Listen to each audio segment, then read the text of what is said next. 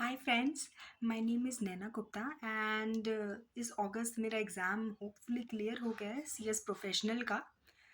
तो आज हम एक ऐसे टॉपिक के बारे में और एक ऐसी सीक्रेट डिक्शनरी के बारे में मैं आपको बताऊंगी जिससे आप अपनी एमसीएस और ओपन बुक जो आईबीसी का है या लेबर लॉ जो भी आपने ऑप्ट किया है उसमें आप without any extra effort can score 60 plus exam in the 60 plus marks in the exam.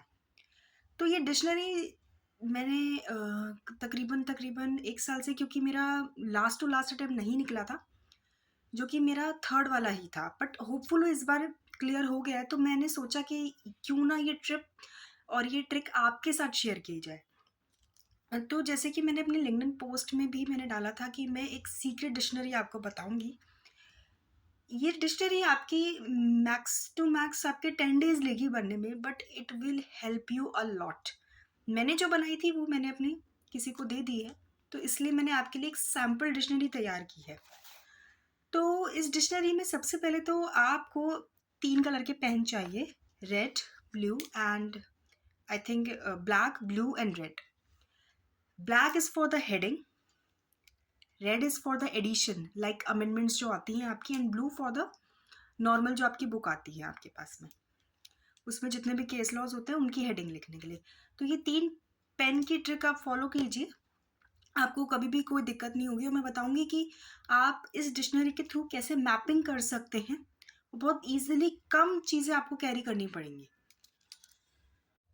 सो चलिए देखते हैं कैसे करना है इसको। जैसे आपका एमसीएस में सबसे पहला चैप्टर आपका कंपनी लॉ होता है, ठीक है। उसमें मैंने क्या किया है, जितने भी हेड्स होते हैं, फॉर एग्जांपल जो ब्रॉड हेडिंग होती है आपकी, जैसे ऑपरेशन एंड मिसमैनेजमेंट हो गया, यहाँ पे आपका इनहेरिटेंस हो गया, वाइंडिंग अप हो गया, और भी काफ़ी हेड्स होते हैं आपके एनुअल रिटर्न से रिलेटेड, मतलब जिसके ऊपर केस लॉज दिए होते हैं। आपको क्या करना है, हेड आइडेंटिफाई करने हैं। हेड भी इवन आइडेंटिफाई करने की ज़रूरत नहीं है, आप फर्स्ट केस लॉ से पढ़ेंगे आपको समझ में आ जाएगा। जैसे फर्स्ट ही आपका पेज नंबर 3 पे ऑपरेशन एंड मिसमैनेजमेंट का केस दिया हुआ है, राइट।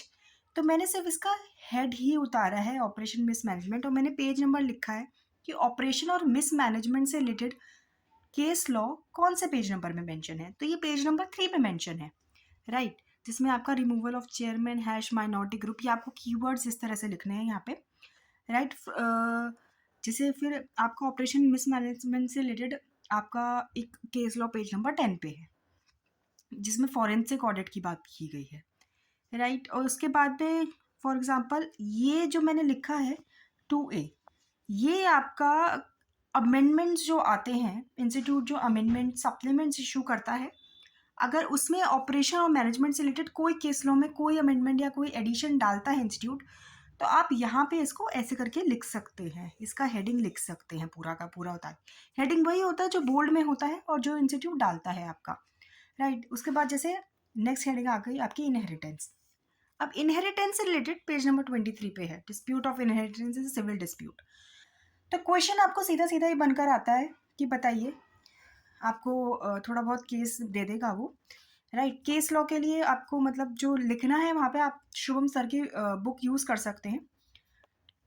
जैसे उसके बाद वाइंडिंग अप का आ गया, उसमें जैसे पेज नंबर 11 पे एक केस लॉ है, filing of application of winding up. Page 26 पे है pendency of winding up application and struck of.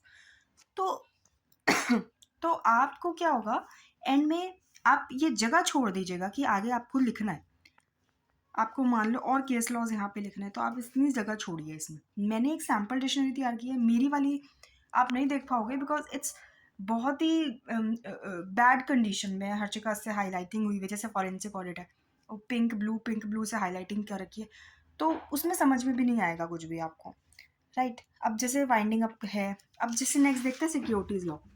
अब जैसे सिक्योरिटीज़ लॉ है, उसमें जैसे पीआईटी रेगुलेशन है।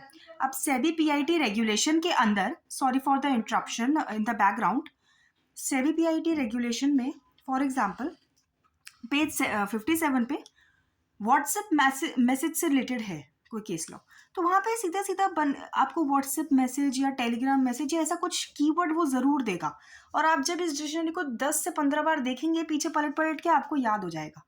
आप इसी के थ्रू ही प्रैक्टिस करेंगे, फर्स्ट टाइम में थोड़ा सा मुश्किल लगेगा, but it will actually help you in lot, and you will able to search the problem or search the case law in just a 10 second. It's my personal experience, right? तो I hope ये आपको समझ में आया होगा कि आपने को ये किस तरह से बनानी है, राइट? अब जैसे आपने पेज नंबर 2A लिखा या पेज नंबर 3 लिखा, तो आपको पता होगा वो आपकी बुक का पेज नंबर 3 है या 10, या फॉर एग्ज़ाम्पल आप पुरानी बुक का लेना चाहते हैं कि यार पुरानी बुक में भी ऐसा ही कुछ था, बट पेज नंबर ओवरलैप हो रहे हैं, तो डू द वन थिंग, आप आपने 3 कलर का पेन यूज़ किया, आप 4th कलर का पेन यूज़ कीजिए, वहाँ से आप नोट डाउन कीजिए उसको। फॉर एग्ज़ाम्पल आपकी इस करंट बुक में पेज नंबर 3 है, राइट? बट फॉर एग्ज़ाम्पल पुरानी वाली इंस्टीट्यूट की अमेंडमेंट्स या पुरानी वाली बुक है, उसमें भी पेज नंबर 3 में आपको बहुत इंपॉर्टेंट कोई केस लॉ लग रहा है, आप वो बुक भी कैरी करना चाहते हैं, तो आप दूसरा कोई पिंक कलर का पेन या कोई और कलर का पेन आप यूज़ कर सकते हैं, या पेंसिल यूज़ करके उससे मैप कर सकते हैं। तो it's just tricks and techniques which मैंने जो बहुत फॉलो करी है, और it really help me a lot in the exam. और ओपन बुक के लिए आप बेयर एक ज़रूर परचेज़ कीजिएगा। बेयर एक थोड़ा सा कॉस्टली आता है, बट वो बेयर एक ज़रूर लीजिए जिसमें कमेंट्रीज होती हैं। आप पूरा सेक्शन उतारने से अच्छा है कमेंट्रीज उतारिए, क्योंकि एंड में एग्जामिनर को सिनॉप्सिस ही चाहिए होता है। तो I hope you will like this video very well. The next video I will come up with the how to score 60+ in drafting, which I scored.